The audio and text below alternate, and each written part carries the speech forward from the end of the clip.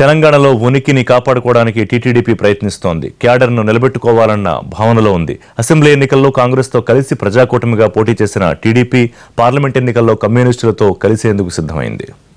తెలంగాణలో parliament స్థానాల్లోనూ TDP పోటీకి సిద్ధమవుతోంది. కమ్యూనిస్టులతో సీట్లు పంచుకునేందుకు గ్రీన్ సిగ్నల్ ఇచ్చింది. అయితే ఎన్ని సీట్లలో అనేది మాత్రం స్పష్టత లేదు.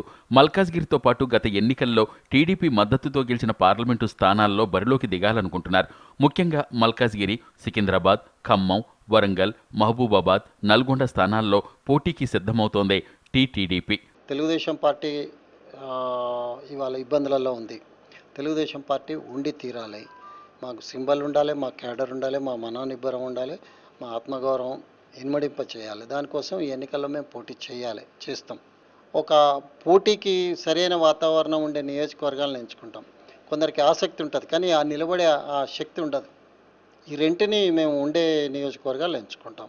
రాష్ట్రంలో పార్టీ మనుగడ కాపాడుకోవాలంటే ఖచ్చితంగా పోటీ చేయాలని భావిస్తున్నారు టీడీపీ నేతలు. అసెంబ్లీ ఎన్నికల్లో తమతో కలిసి పోటీ చేసిన కాంగ్రెస్ ఇప్పుడు అకారణంగా దూరం పెట్టిందని తెలుగు తమ్ముళ్లు మండిపడుతున్నారు. తెలంగాణలో పార్టీ ఫిరాయింపులు చూస్తుంటే రాష్ట్రంలో ప్రజాస్వామ్యం మంటగలిచిపోతోందని ఆవేదన వ్యక్తం చేస్తున్నారు టీడీపీ నేతలు.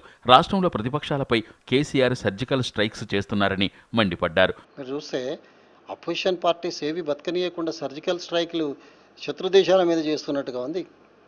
ఏ పార్టీలు ఎవరున్నారు, ఆ పార్టీలు ఎమ్మెల్యేలు ఎవరున్నారు, అందరి మీద సర్జికల్ స్ట్రైక్ వాతావరణం తెలంగాణలో ఉంది.